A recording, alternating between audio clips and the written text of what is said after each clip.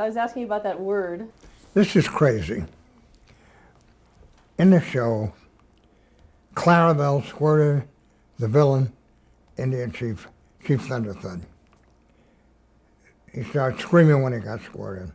I had to come up with something for him to say. Now, we couldn't say, damn you, Clarabelle, or anything close to that. Earlier in the show, I gave the Indian princess and another Indian chief featherman, I always loved Indians and clowns together, a greeting to say hello, Cowabunga, instead of the usual Indian how, because they didn't want to resemble real Indians that much. So Cowabunga was sweet and soft and charming and lovely. And for some reason, they came up with the phrase Cowabunga for Chief Thunderthud when he got mad and got squirted and got mad or frustrated or whatever, using hard syllables like B and G. And for some reason or other, unknown to me for a long time, the word caught on long after the show left the air. He used it profusely because everybody loved the sound of it. Well, I'd come in the studio at 4:30 after writing the script. Bob would say, Cowabunga, Eddie. What I learned next was that surfers in California picked up the word to screech out when a particularly big wave hit.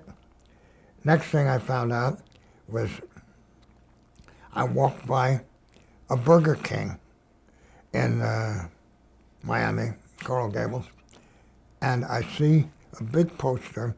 The Burger King outfit had made an arrangement with the Teenage Mutant Ninja Turtles, whose shows I had never seen. But unknown to me, one of the four turtles, they were warriors, and they each had their outcries. One of them, named Michelangelo, screamed Cowabunga. And as I found out only then, more people knew the word than I knew it by a long shot. And they had a premium offer that if you bought 89,000 hamburgers or something, you could get a Michelangelo toy. And this is it. It was like hell to find one, but this is it. Michelangelo on top, and when you push this, the word comes out Cowabunga. You see it all right?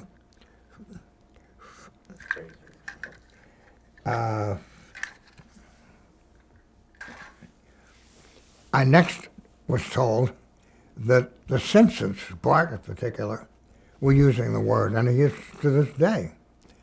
And it started turning up in newspaper ads. There was a Disney picture, whose name I never can think of, Lilo and something, a couple of years ago, and they had an ad this size at the Miami Herald, and this size, and the top was this size, was Cowabunga. I don't know what the hell it had to do with the movie, because I never saw the movie. There is a ride in Disney World called the Flume or something like that. It's a boat ride down a treacherous floating path, and it's called the Cowabunga ride or something like that. I have the Disney travel folder with that in it with the Cowabunga, and it's all over the place. I was looking for something before you came, but I'll tell you about it. I couldn't find it. In 1992, I guess, George Bush, in a re-election attempt, was miserably tremendously trailing Bill Clinton. And I looked at the relative ages. Clinton looked like a movie star, and Bush was kind of an older man. So under Bob Smith's signature, I wrote a letter to President Bush. He was then President Bush, running for re-election, saying that a suggestion from the polls, it wouldn't appear that you're catching the attention of the middle-aged and younger crowd, and we have a suggestion. If you would add the word Cowabunga as a kind of a war cry to your campaign, whenever you want to punch some thought.